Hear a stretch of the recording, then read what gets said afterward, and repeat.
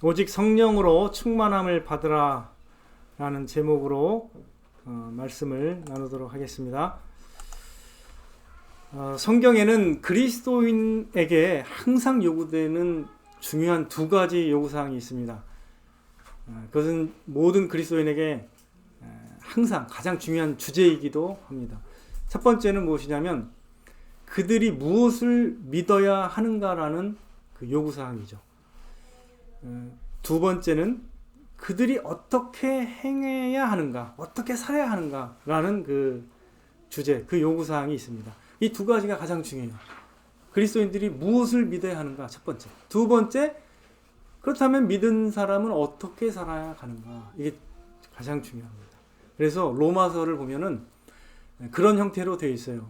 로마서 1장부터 이제 11장까지가 무엇을 믿어야 하는가에 대한 내용이고 12장부터 16장까지가 어떻게 살아가야 되느냐, 이런 내용입니다. 에베소도 마찬가지죠. 에베소서도 1장부터 3장까지가 복음에 관한 것이고 4장부터 6장까지가 어떻게 살아가야 되나, 어떻게 행해야 되나 라는 그 주제로 다루어지고 있는데, 오늘 또 사도 바울은 15절부터 분명하게 말씀하고 있죠. 너희가 어떻게 행할지를 자세히 주의하라고 이렇게 권면합니다. 자세히 주의해야 된다는 거예요. 그리스도인은요, 이게 오늘날 여러분도 느끼시겠지만 그리스도인이 잘못 행동하면 욕을 먹어요. 그래서 되게 어떻게 행동해야 될지 자세히 주의해야 됩니다. 되게 중요한 내용입니다. 주의하는데 지혜 있는 자같이 하라고 말씀하고 있습니다. 지혜 있는 자같이, 어리석은 자같이 막 이렇게 하지 말고 지혜 있는 자같이 주의하라고 말씀하시는데, 이제 16절을 보니까 이제 세월을 아끼라, 이렇게 연결해서 말씀하고 있습니다. 세월을 아끼고 그 이유가 뭐냐면 때가 악하기 때문이라고 이렇게 성경에서는 언급하고 있습니다. 이 연결을 하면은 어떻게 행할지 자세히 주의하여 세월을 아끼라, 이렇게 이제 요약할 수가 있습니다. 이제 ESV, 가장 이제 원어 성경을 이렇게 잘 번역한 게 이제 ESV라고 하는데, 거기에 이제 이 16절에 대한 그 영어 번역은 어떻게 되냐면 making the best use of the time, 이렇게 되어 있어요. 그러니까 시간을 가장 잘 활용해라, 이런 뜻이에요. 시간을 아끼라는 말은 뭐냐면 시간을 잘 활용해라, 허비하지 말고 잘 활용해라, 이런 뜻입니다. Because the days are evil, 이렇게 되어 있습니다. 때가 악하다라는 표현인데, 이렇게 세월을, 시간을 이렇게 잘 사용해야 하는 이유는 시대가 악하기 때문이라고 말씀하고 있어요. 그러니까 시대가 악하다는 것은 무슨 말이겠어요? 그러니까 그 시대의 풍조에 떠밀려서 영향을 받을 수 있으니까 그렇게 시대의 영향을 받지 말고 시간을 허비하지 말라, 이렇게 권면하는 것입니다. 예수님 당시에도 예수님이 이 세대를 뭐라고 이렇게 지적하셨죠? 믿음이 없고 패역한 세대라고 말씀하셨습니다. 또 한편으로 음란하고 악한 세대라고 평가하셨습니다. 사도 바울 당시에도 마찬가지예요. 사도 바울도 그것을 때가 악하다라는 표현을 썼습니다. 시대가 악하다라고 표현했습니다. 그러므로 그리스도인들은요, 시대의 풍조에 떠밀려서 영향을 받지 않도록 매우 주의해야 합니다. 만일에 시대에 떠밀려 다니거나 영향을 받게 되면 그 세월을 잃어버리는 것이기 때문에 허비하게 되는 것이죠. 우리 사도 바울이 이미 에베소 2장 2절에서 이렇게 표현합니다. 그때 너희는 그 가운데서 행하여 이 세상 풍조를 따르고 공중의 권세 잡은 자를 따랐으니 곧 지금 불순종의 아들들 가운데서 역사하는 영이라. 이 세상 풍조를 따랐던 것이 우리 옛사람들이라는 것을 이미 언급을 했죠. 우리 옛사람도 뭐 다 이 세대 풍조대로 살았죠. 뭐 우리가 어디 살았겠습니까? 이 세대 안에서 살았죠, 다. 그러나 그리스도인의 삶은 그 세대 가운데서 살아갈 때 되게 주의하라고 말씀하시는 거예요. 그래서 에베소 4장 14절 그 앞장에만 봐도 이런 표현이 있어요. 4장 14절에 잠깐 한 장만 넘겨주셔서 보세요. 4장 14절 에베소서 이는 우리가 이제부터 어린아이가 되지 아니하여 사람의 속임수와 간사한 유혹에 빠져 온갖 교훈의 풍조에 밀려 요동하지 않게 하려 함이라 이렇게 말씀하십니다. 우리가 성장해야 되는 이유를 이렇게도 설명하고 있어요. 우리가 왜 성장해야 되느냐? 안 그러면 밀려다닌다, 요동한다는 뜻이에요. 막 이 세상 교훈에 막 요동한다. 이 세대의 풍조에 요동한다 이런 뜻이에요. 같은 맥락입니다. 그래서 때가 악하다는 뜻이 뭐냐? 의미가 이 세상의 잘못된 교훈과 유혹이 너무 흘러넘치기 때문에 거기에서 휩싸여서 세월을 낭비하기 쉬우니까 매우 주의해서 세월을 잘 활용해야 된다. 시간을 잘 활용해야 된다. 이렇게 말씀하고 있는 것입니다. 여러분들 로마서 12장 2절에도 사도 바울은 이렇게 권면하고 있어요. 그리스도인들에게 하나님의 선하시고 기뻐하시고 온전하신 뜻이 무엇인지 분별하도록 하라 이렇게 권면하고 있죠. 똑같아요. 여기서도 주의 뜻이 무엇인가 이해하라고 17절에서 권면하고 있습니다. 주의 뜻이 무엇인가 이해하는 거. 이게 되게 가장 중요한 거죠. 먼저 주님의 뜻이 뭔가 이걸 이해해야 어떻게 행할지를 방향을 잡는 거죠. 그죠? 그래서 우리는 이 세대 가운데 살지만 하나님의 뜻이 무엇인지를 이해해서 그 주의 뜻 가운데서 이 세대를 살아가야 되는 것이죠. 우리는 말씀 속에서 주님의 뜻과 지침을 얻으려고 해야 하는 것이죠. 자, 이제 주님의 뜻을 이해하면서 어떻게 행해야 될지를 이제 소개하고 있는데 사도 바울은 굉장히 함축적으로 굉장히 중요한 근본적인 지침을 주고 있어요. 그게 이제 18절에 나타나 있습니다. 18절에 한번 보겠습니다. 술 취하지 말라. 이는 방탕한 것이니 오직 성령으로 충만함을 받으라.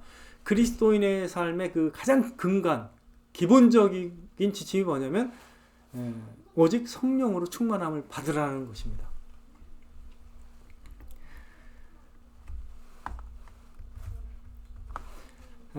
사도 바울 이제 당시에도요, 술이 사람들의 삶에 강력한 영향을 미치고 있었던 것 같아요. 그래서 이제 한번 생각해 보면 오늘날도 어때요? 술이 얼마나 많은 사람들에게 강력한 영향을 미치는지는 우리가 잘 알고 있습니다.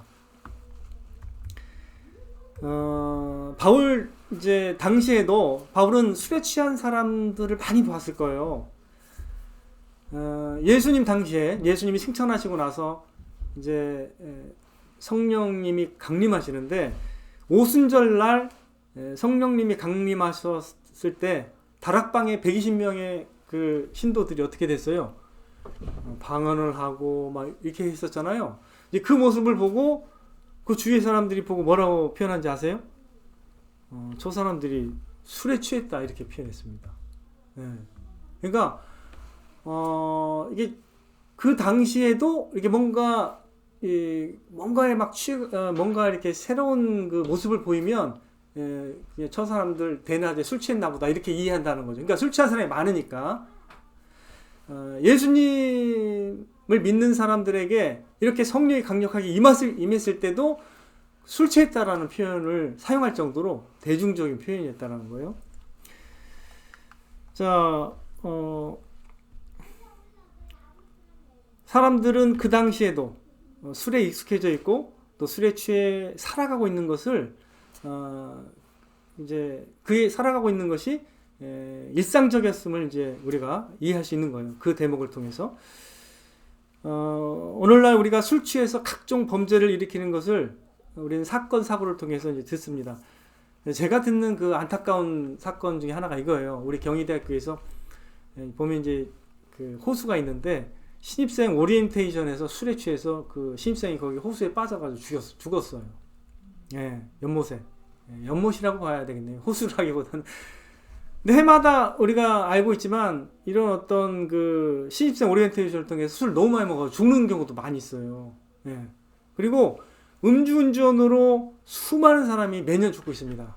이건 심각한 문제죠. 그리고 술에 취해서 수많은 사람들이 범죄를 이제 행하고 있는데 뭐 살인, 강도, 방화 이런 어떤 강력 범죄들이 술에 취해서 행하는 경우가 많습니다. 술이 많은 사람들을 이렇게 망치고 있는 것을 우리가 사실 사건 사고를 통해서 듣고 있음에도 불구하고 많은 사람들이 술에 의지해서 또 술을 기뻐하면서 술을 권하고 술로 살아갑니다. 여러분들 잘 아시죠? 이게 오늘날 주변을 잘 보세요. 방송에서도 술 얘기가 끊이지 않고 있어요. 서로 뭐 얘기할 때 주량이 어떻게 됐냐, 우리 언제 한번 술 한번 하자, 이런 얘기가 늘상 이렇게 되고 있고, 우리 자라는 청소년들도 호기심에 어떻게 하면 술을 살 수 있을까 해가지고 이렇게 민증을 이렇게 뭐 위조하기도 하고, 그래서 또 사기도 하고 그렇습니다. 이게 이제 술에 의해서 살아가는 사회라고 말할 정도로 이 술은 굉장히 인간의 삶에 굉장히 지금도 강력한 영향을 미치고 있는 걸 보게 됩니다. 술이 그들의 진정한 행복인 것처럼 여기고 있는 사람도 많이 있습니다. 그래서 술에 중독되는 사람도 많고요. 요즘에는 하도 많은 사람이 술에 취해서 심신을 통제할 수 없어서 또 범죄를 했다는 식으로 범죄의 원인을 또 술에 돌리는 사람도 많이 있습니다. 그 정도로 영향력이 강력하게 미치고 있어요. 우리 인간의 삶에. 근데 여러분들 한 가지 포착해야 될 어떤 분별력이 있습니다. 평소에는 하지 못하는 일을 술에 취하면 하게 되는 그런 사례가 많아요. 왜 그래요? 무슨 힘을 빌린 거예요? 술 기운과 술의 힘을 빌린 겁니다. 그래서 맨정신으로는 못하는 것을 술에 취해서 담대하게 하는 걸 봐요. 그래서 객기를 부린다든가, 술 기운에 호기롭게 무언가를 행한다든가, 또 이런 것들을 우리가 보게 됩니다. 술의 영향력을 말하는 거예요. 힘의 능력을 말하는 거죠. 또 사람들은 그래서 술의 영향을 이렇게 받기 때문에 술에 의지해야만 자신의 마음을 나눌 수 있다라고 생각하는 사람도 있어요. 그래서 대인관계를 술로 이렇게 하는 사람이 많아요. 그래서 오히려 그들은 술 못 먹는 사람들이 대인관계를 못 하는 걸로 생각합니다. 그 정도까지로 생각하는 사람이 많이 있었어요. 군대 가면 군대 문화가 어떤 건지 아시잖아요. 저 당시에는 술이 기본이었어요. 술이 들어가야 말이 나오는 시기죠. 이 정도로 술을 그렇게 인정했다라는 거예요. 무슨 말씀인지를 한번 여러분들 생각해 보세요.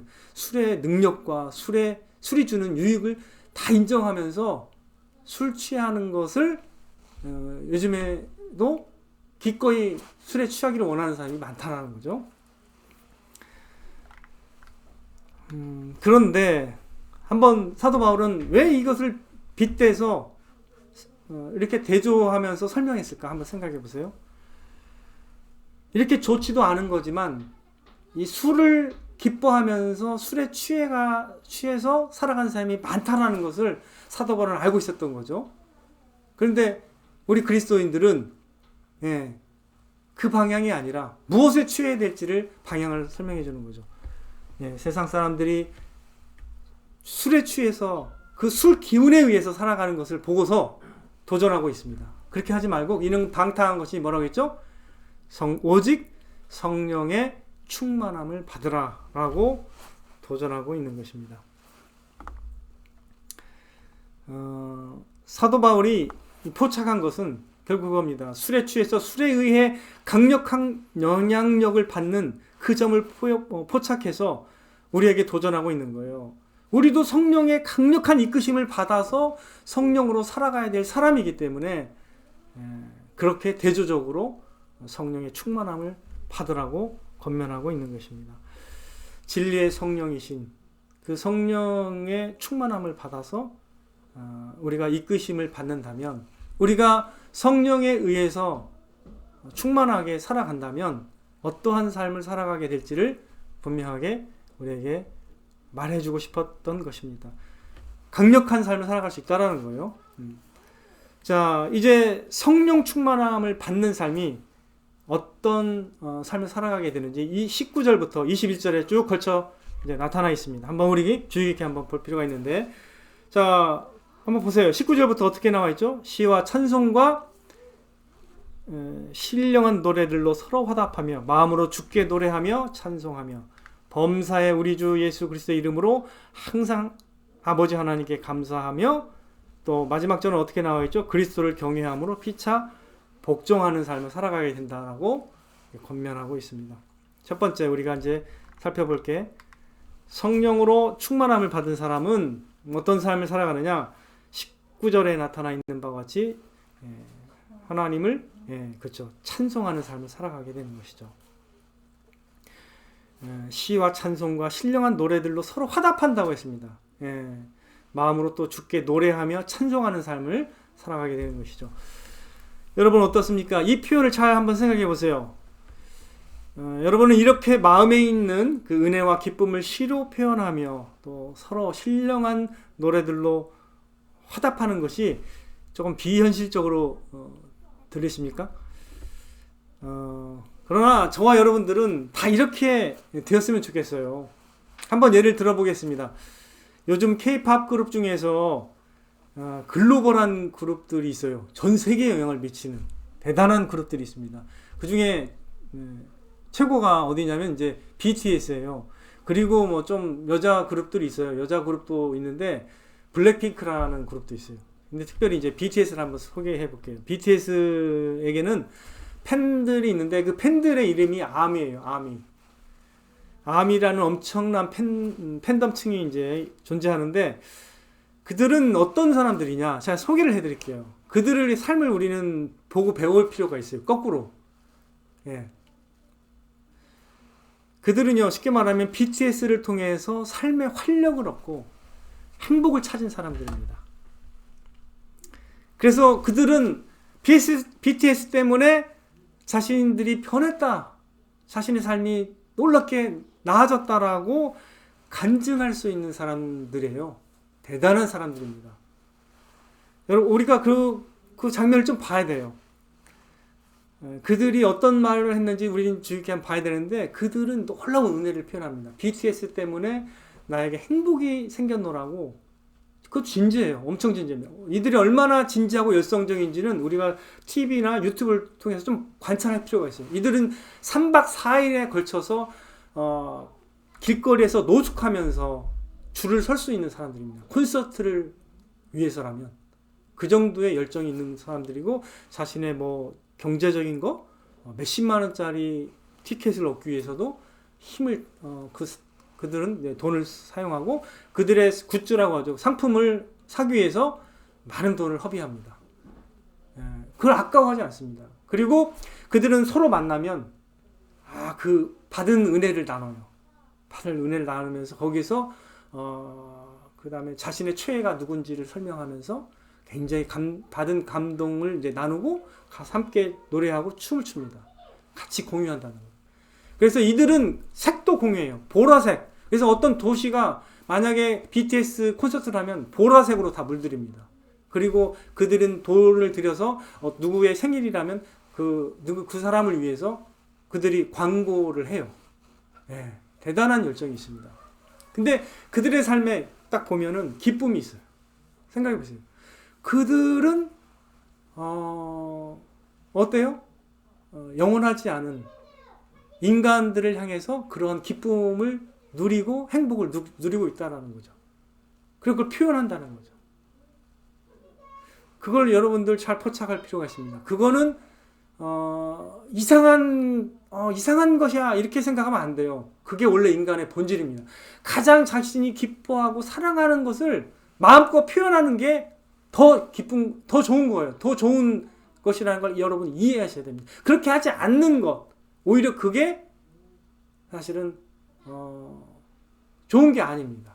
저는 그렇게 보는 거예요. 그래서 여러분들 만약에 예수님 믿는다고 하고 진짜 진리고 그게 하나님의 놀라운 구원인 것을 진짜로 안다고 하는 사람이 그것을 표현하기를 그들보다 못하다면 그 얼마나 우리의 신앙이 우습게 보이겠습니까? 다른 사람이 볼 때는 우리가 사실 믿는 게 아니에요. 제대로.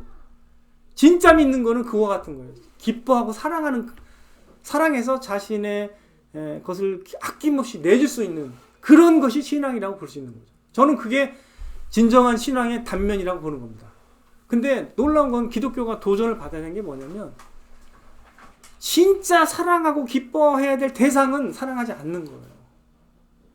그리고 그보다 훨씬 덜한 것, 영원하지 않고 세속적인 것을 너무나도 사랑하기 때문에 진짜 하나님을 예배하고 기뻐하고 찬송할 힘을 잃어버린 거예요. 예, 우리는 도전 받아야 됩니다. 저는 그럴 때마다 많은 도전을 받아요. 사실 이런 게 인간의 모습이에요. 이게 그들만 있는 것 같지만 전혀 그렇지 않습니다. 영국의 런던의 스테디움에 가보세요. 축구에 다 미쳐 있습니다. 그 기쁨을 표현합니다. 노래하면서 자신의 아주 그냥 목청을 높여서 연대 의식을 느끼면서 기쁨을 누립니다. 여러분들, 요즘에 임영웅이라는 사람이 있습니다. 임영웅이라고 아세요? 여러분들 한번 문화를 또 이해해야 되는데, 임영웅이라고 아시죠? 트로트. 덕질하는 아줌마들이 100만이 넘어요. 100만 명이. 유튜브가 100만이 넘습니다. 근데 여러분, 덕질이라는 말이 뭔지 아세요?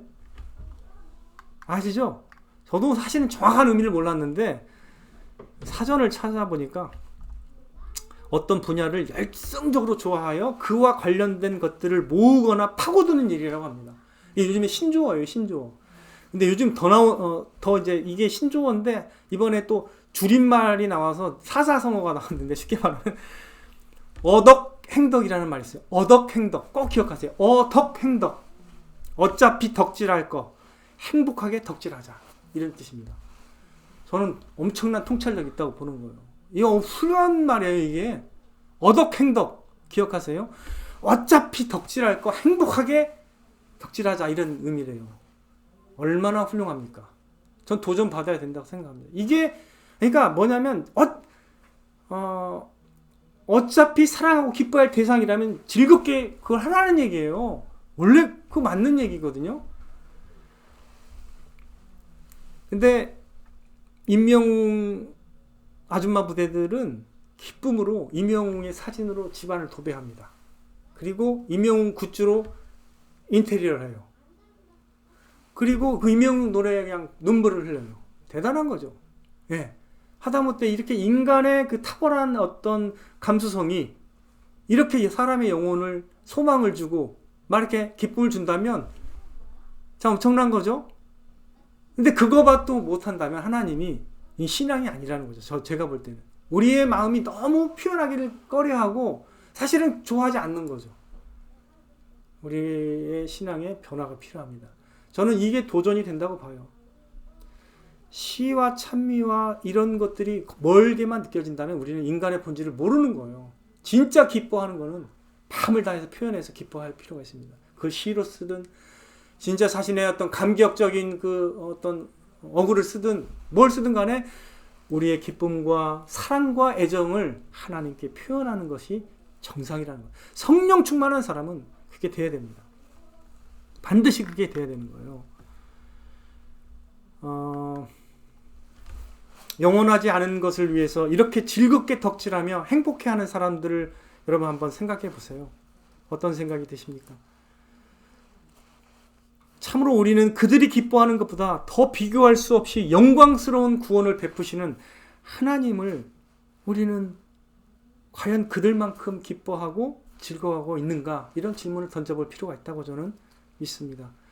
저와 여러분들은 더욱 강렬하고도 충만한 기쁨과 은혜를 하나님으로부터 누릴 수 있습니다. 이 분명한 사실입니다. 그 기쁨과 감격을 우리는 표현할 필요가 있어요. 찬송이든 노래든 그 시든 우리는 그걸 해야 됩니다.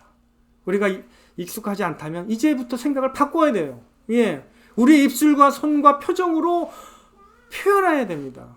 더 표현해야 돼요. 사실 그걸 우리가 그것을 마치 이제 우리 자신의 개념에 갇혀 있으면 안 돼요. 아, 이게 나는 고상한 거야. 이렇게만 생각하면 안 돼요. 기쁨을 표현해야 됩니다. 저는 그래서 그렇게 기쁨을 표현하는 걸 좋아해요. 사실 우리가 축구하다가도 우리 형제들도 축구하다가도 골 넣었을 때 기뻐하고 마음껏 기뻐해야 됩니다. 그리고 막 우리 2002년 월드컵 할 때 우리가 막 이겼을 때 어떻게 했어요? 하나같이 기뻐했죠. 마치 우리의 행복인 것처럼. 그죠? 그런 연대 의식이 우리에게 큰 그 통찰력을 주고 안목을 줘요.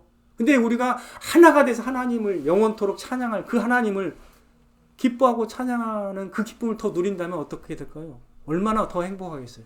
그 영원한 실제인데 우리를 위해서 자신의 아들을 바치신 그 하나님을 사랑을 그보다 더 못한다면 얼마나 우리가 비참한 신앙이 되겠습니까? 그래서 우리가 믿고 있는 이 하나님은 비교할 수 없이 영광스럽고 탁월하고 존귀하신 분임을 다시 한번 기억해야 됩니다. 우리의 기쁨을 표현해야 되고 우리의 사랑과 존경을 표현해야 됩니다. 꼭 그걸 기억하세요. 우리가 이걸 잃어버리면 끝나는 거예요. 이거를 만약에 이 세상에 잃어버리면 우리는 사실 우리의 신앙의 생명은 끝난 거라고 저는 봅니다. 예. 하나님에게서 그걸 못 찾는다면 우리는 끝난 거예요.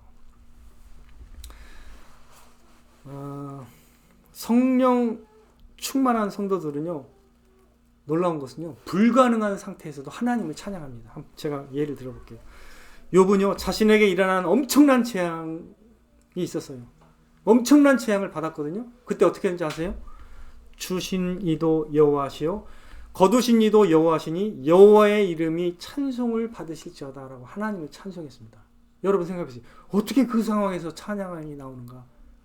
그의 삶에 강력하게 하나님 중심의 삶이 딱 있었던 거죠.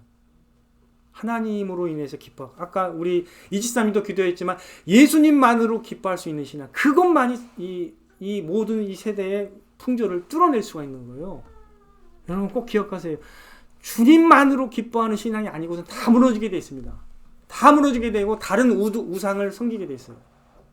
결국 다 다른 걸 기뻐하고 다른 걸 좋아하다가 빠지게 되어 있습니다. 제가 분명히 말씀드리지만 그게 핵심이에요. 내가 기뻐하는 그것을 섬기고 영원히 그것에 의해서 우리의 영혼이 판가름 나는 거예요. 하나님이 아닌 대상을 선택했으면 그거의 대가를 치르게 돼 있어요. 사도 바울과 실라는 어떻게 했습니까? 매를 엄청 맞았습니다. 그리고 감옥에 갇혔어요. 사도행전 16장 25절에 보면 이들이 어떻게 했다고 표현되어 있죠? 감옥에서 기도하며 하나님을 찬송할 때 주수들이 들었다라고 기록되어 있습니다. 하나님을 찬송했습니다. 매를 맞고 엄청나게 매를 맞았어요. 살갗으로. 그리고 나서 그 시간에 한밤중에 하나님을 찬송했을 때 주수들이 듣고 그 후에 어떤 일이 벌어졌죠? 지진이 일어났습니다. 그래서 감옥이 다 문이 열렸어요. 하나님의 역사가 일어났습니다. 그러니까 우리가 하나님을 진짜로 사모하며 찬양하는 순간이 진정한 신앙이 발휘되는 시간이라는 걸 꼭 기억하십시오. 그러하기에 우리 성도님들도 더 풍성하게 하나님의 은혜를 누리기를 사모해야 됩니다. 그리고 그 경험하면서 더 적극적으로 표현하고 화답할 수 있는 그런 신앙을 소유하게 되시기를 주님의 이름으로 축원을 드립니다. 이제 우리가 이제 두 번째로 넘어가겠습니다. 이 두 번째로 이제 두 번째로는요, 범사에 하나님께 감사하는 삶을 살아가게 됩니다. 성령 충만한 사람은 이제 범사에 하나님께 감사하는 삶을 살아가게 됩니다. 손양원 목사님 아시죠? 자신의 두 아들이 살해되었습니다. 그때 하나님께 10가지 감사를 드렸습니다. 놀랍죠? 자신의 그 사랑하는 두 아들이 죽었는데 그 젊을 때 고등학생 때 죽었어요. 고3 때. 고3 때. 그리고 그 동생도 죽었어요. 그랬을 때 10가지 감사 기도를 드렸습니다. 이 놀라운 분이시죠. 범사에 감사하는 것이 우리를 향하신 하나님의 뜻입니다. 데살로니가전서 5장에 나타나 있죠. 그러므로 성령 충만한 사람은 범사에 감사할 줄 알아야 됩니다. 불평과 불만족을 멈추고 우리는 더욱 적극적으로 감사하는 삶의 방식을 배워야 돼요. 이건 진짜 배워야 됩니다. 멈춰야 됩니다. 불평과 불만을 허용하고 할수록 그게 더 늘어나는 거지. 그래서 우리가 물론 못마땅한 것도 있겠죠. 하지만 그걸 멈춰야 됩니다. 물론 다른 사람에게 가르치고 지적할 때는 그렇게 말할 필요도 있지만 우리가 그게 아닌 이상은 불평하기를 멈춰야 돼요. 어떤 상황에 대해서 불평을 멈추십시오. 불만족도 멈춰야 됩니다. 죽을 때까지 우리는 예수 그리스도의 이름으로 하나님께 항상 감사하기로 결단해야 됩니다. 이걸 결단해야 돼요. 항상 감사하는 삶을 살기로. 그럴 때 삶이 달라지는 거예요. 콩 하나로 만족할 수 있는 삶. 예전에 그런 예언을 많이 했어요. 콩 하나 나눠서 반쪽 먹자. 그걸로도 감사하며 살아가야 된다는 거예요. 물론 오늘날은 너무 풍족합니다. 솔직히. 콩 하나 먹지도 않죠. 누가 콩 줍니까? 콩 줘도 안 먹죠. 이렇게 풍요한 세대가 됐지만 더 불평이 많아지는 거죠. 그죠? 우리는 불평하지 말아야 됩니다. 항상 예수 그리스도의 이름으로 하나님께 감사하기로 그렇기 때문에 결단해야 돼요. 결단해야 됩니다. 그게 잘 안 될 때도 있을 거예요. 좌절하지 마시고요. 다시 일어서서 결단하고 감사해야 됩니다. 여러분들 이거 잘 안 돼요. 죽을 때까지 한다고 이렇게 말씀드렸지만 잘 안 되기 때문에 이렇게 해야 된다는 거예요. 결단을. 잘 안 되니까. 우리 사람이 본래 그냥 불평하기 좋아하잖아요. 근데 감사해야 됩니다. 항상 감사. 여러분들 그런 결단을 해야 돼요. 안 하기 때문에 계속 그 자리에 머무는 겁니다. 기억하십시오. 해야 됩니다. 결단하고 해가면 성령께서 인도하십니다. 감사하도록 우리를 인도하신다는 거예요. 마지막으로 21절 보세요. 성령 충만한 성도들은요, 그리스도를 경외함으로 피차 복종하는 삶을 살아가게 되는 것입니다. 성령은요, 주의 뜻을 경외하도록 이끄세요. 그래서 순종하도록 이끄십니다. 성령님은 하나님의 뜻을 조명해 주잖아요. 그리고 그리스도의 영광을 나타내면서 그 진리를 깨닫게 해서 순종하도록 도와줍니다. 그래서 이제 그리스도를 경외함으로써 복종하는 삶을 살게 하는 거죠. 성령이요, 또 다른 일이 뭐냐면 여호와를 경외하는 영이에요. 이사야에 보면은 여호와를 경외하는 영이라고 나와 있어요. 그래서 그리스도를 경외한다는 표현이 여기 함께 나왔는데 연관이 되는 거예요. 성령이 있는 사람은요, 그리스도를 경외하게 되는 거예요. 그래서 그리스도를 경외함으로 순종하고 복종합니다. 데살로니가전서 5장 11절에 보면 그러므로 피차 권면하고 서로 덕을 세우기를 너희가 하는 것 같이 하라 이렇게 말씀하고 있습니다. 피차 권면을 하라는 거예요. 순종해야 되는 거예요. 피차 권면할 때. 그리고 골로새서 3장 16절도 이렇게 말씀합니다. 그리스도의 말씀이 너희 속에 풍성히 거하여 모든 지혜로 피차 가르치며 권면하라고 말씀하고 있습니다. 그래서 피차 가르치며 권면할 때요, 어떻게 해야 되겠어요? 반응이 피차 복종해야 돼요. 우리가 서로 성도 간에 그런 걸 많이 권면해 준다면 모든 지혜로 주님의 뜻을 알려줄 때는 받아들여야 됩니다. 하물며 우리 주일학교 선생님이 아이들한테 가르칠 때 더 우리 자녀들은 더 잘 받아야 되겠죠. 당연히 그걸 순종해야 되겠죠. 예.